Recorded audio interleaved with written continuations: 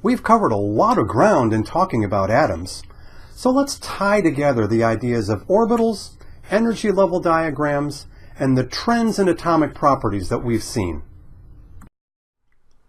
Let's take a look at figure 3.6 from the textbook. This is an energy level diagram for three elements all plotted on the same graph. Notice that zero energy is at the top and all of the energies are negative.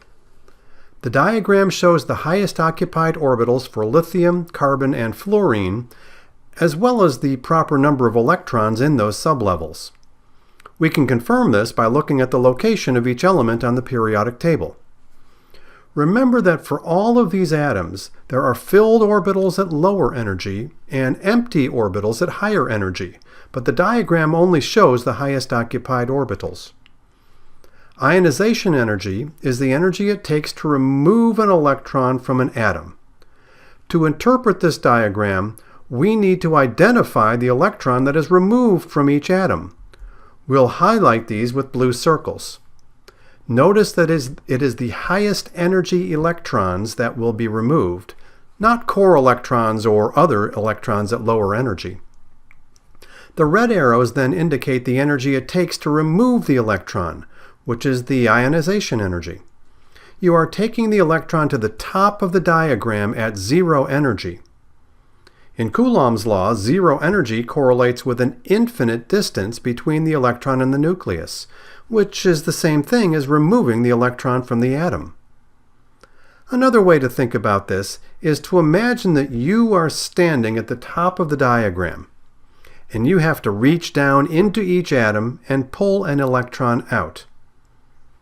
The electron on lithium is not very far down, so it is not hard to remove.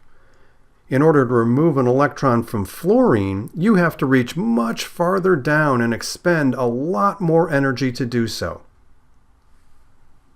In the previous module, we saw how to rank orbitals on different atoms. So let's try to locate the 2p and 3s orbitals on sodium and see how that relates to ionization energy. Sodium has 11 protons in its nucleus, while fluorine has 9. If we're comparing the same orbital, such as the 2p sublevels, 2p on sodium should be at lower energy due to the greater charge. On sodium, the valence orbital is 3s, and if we're comparing valence orbitals, we look at atomic radius.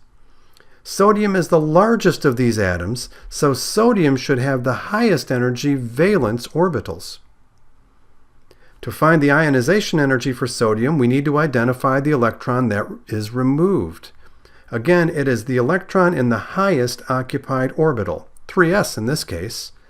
Since this electron starts higher, it takes less energy to get to zero on the graph, so sodium will have the smallest ionization energy. All of this is consistent with trends we observed in the previous module. Of the four atoms, sodium is the largest, and fluorine is the smallest. Comparing orbital energies, sodium will have the highest energy valence electron, and thus the smallest ionization energy. Recall that trends in radius and ionization energy are opposite. Fluorine, near the top right of the table, is the smallest of these four atoms, thus having the lowest energy valence electrons and the largest ionization energy.